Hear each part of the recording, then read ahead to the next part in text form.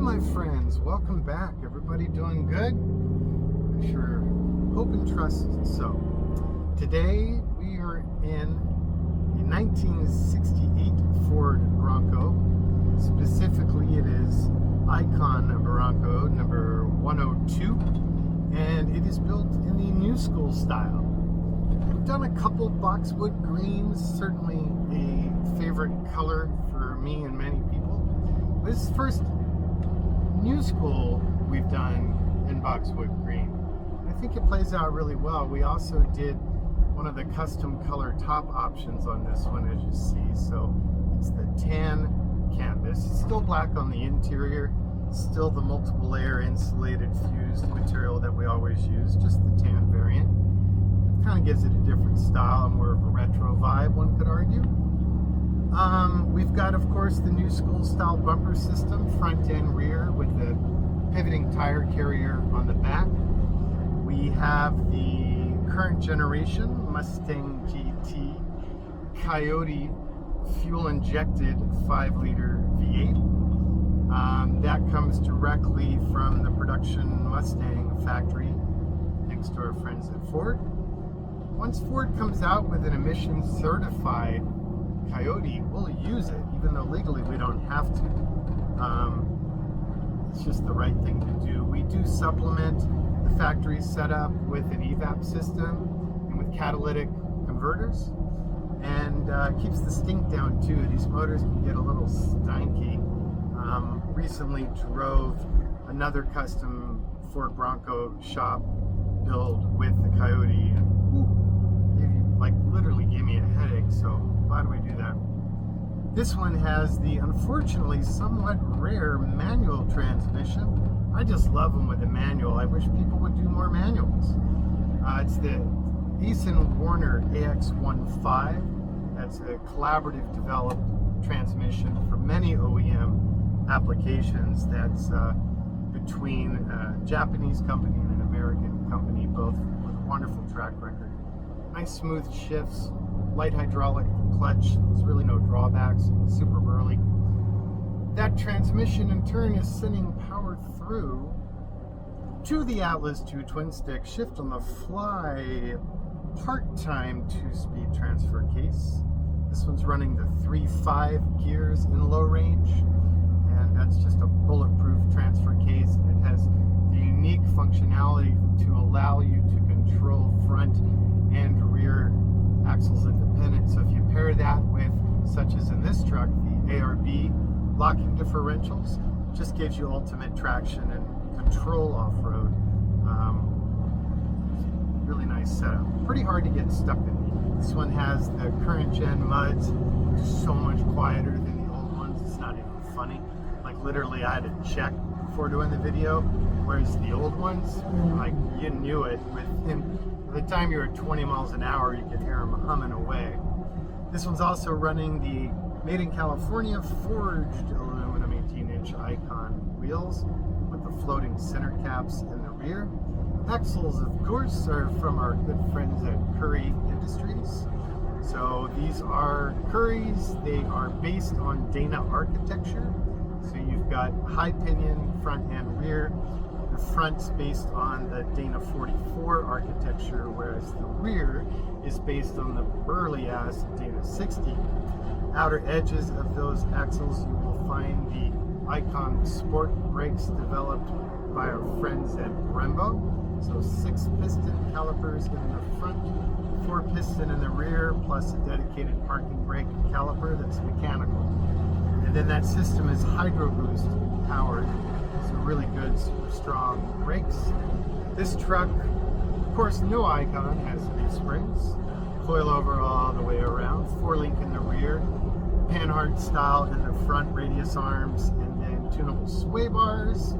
This truck is outfitted with the upgrade, which is our sport suspension, which means they are nitrogen charged with remote canisters. And you have 2 rates of tunability on the body of the remote can, so you can really dial the suspension into your liking or your terrain or both or either. That's up to you. We ran the most popular long-running icon Chilowich interior flanked in OEM BMW marine-rated vinyl. We have the tuck and tumble rear seat that's removable. And then that aesthetic, because it's new school, obviously the door panels have the brushed stainless insert, powder-coated laser cut perimeters with stainless hardware. This truck's running old school manual windows. It's running contemporary style powered door locks with remotes.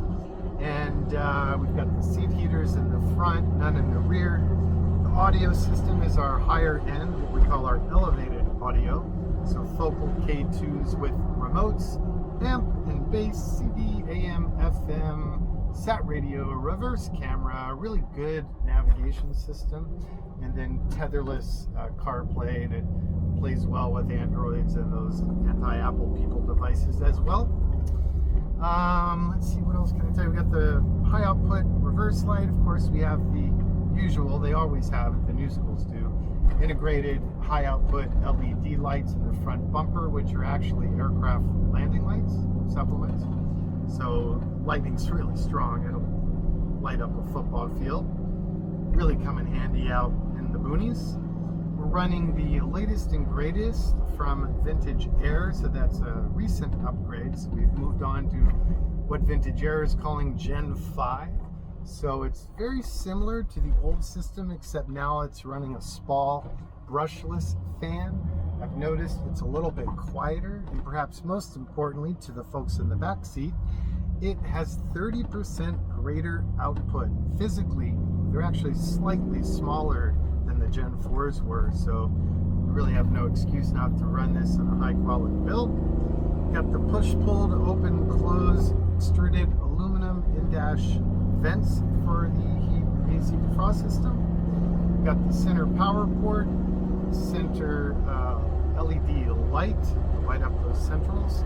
Dakota Digital did our gauges as they always do, but how we design the faces. And then, in being a watch geek, the new school gauge clusters in both FJ and in Bronco, by the way, were inspired by the Bell & Ross BR series, like the BR01, BR03 watches. So it's like slightly military aircraft industrial situation going on, but great legibility and tons of programmability and bonus features and check engine light, 0 to 60 timer, and more than you're ever going to need, integrated in those gauges, but keeping a nice analog look.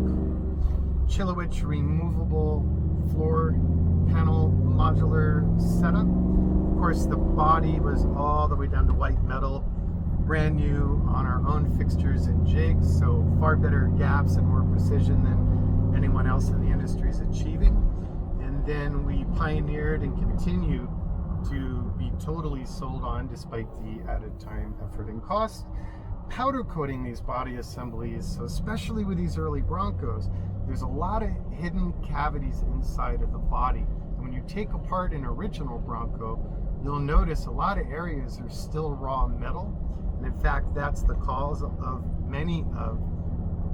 some of the many rust issues that first-gen Broncos and any vintage vehicle have. So after we do all the gapping and the heat-related body work, we re-media blast the body, give it an ASCO wipe down so it's free of any oil or debris.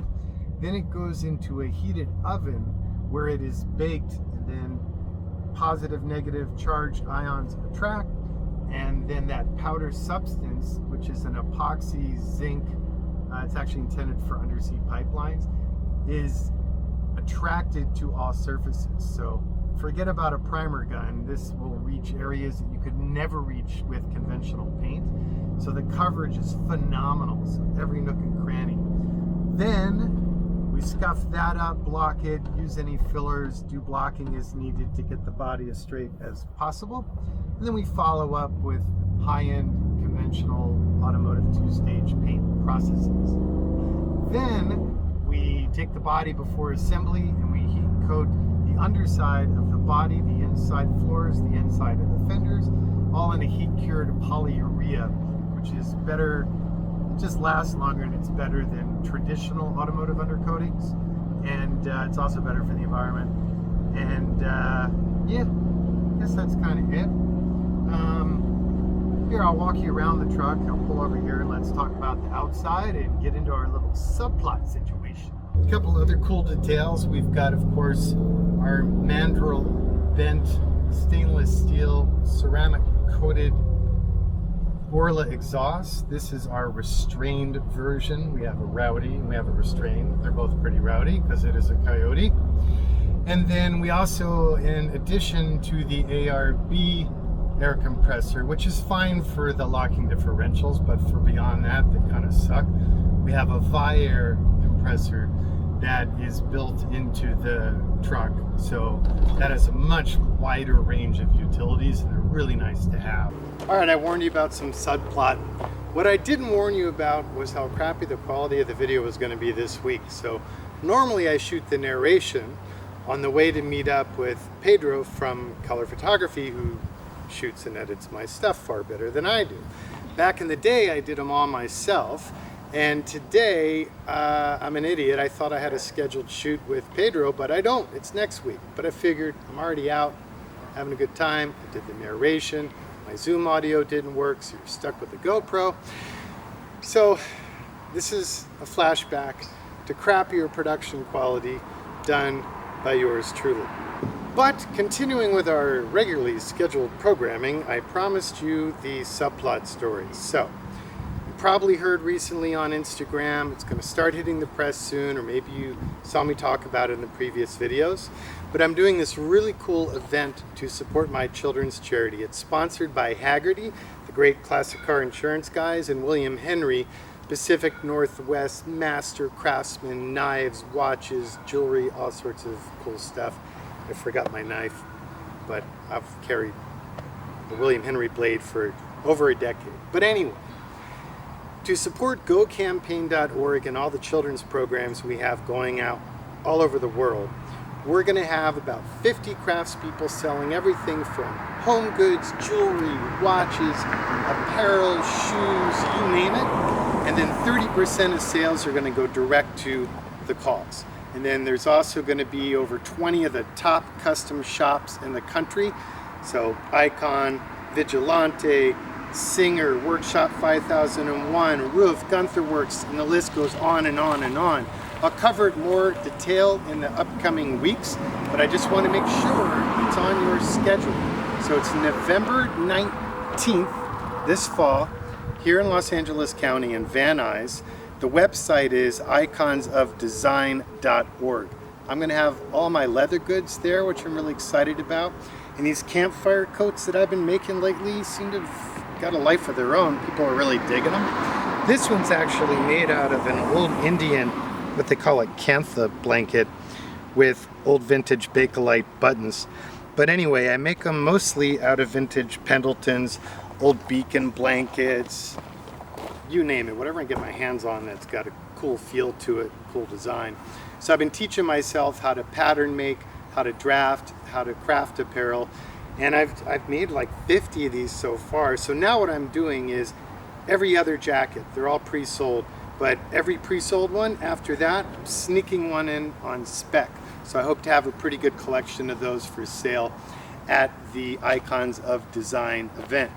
My nifty sneakers, those are from my buddy George Esquivel. He'll also be there, as will Colleen Caldero, mostly women's stuff, but like really cool leather work, and famous for her sandals. She's been around, that brand's been killing it for decades. Then a new guy you probably haven't heard of, Christian Daniels, who's handcrafted boots down in Mexico. I had the opportunity to go visit with him when he was first setting up the factory, and he's onto some really good stuff with all the like Wicked and Craig, Horween, all the best US tanneries. And then Brian the Bootmaker, you've probably already heard of if you're a boot geek. One-man operation, downtown LA, like World War II era techniques and vintage tooling. The sexiest work boots on the planet. So I'll go on and on and on, but all sorts of cool people, and we really hope you can come support the charity and buy something you don't need. Thanks for your time. I appreciate your patience. Sorry the video quality sucked this week, but what are you gonna do? It'll get better, I promise. Only up from here, right?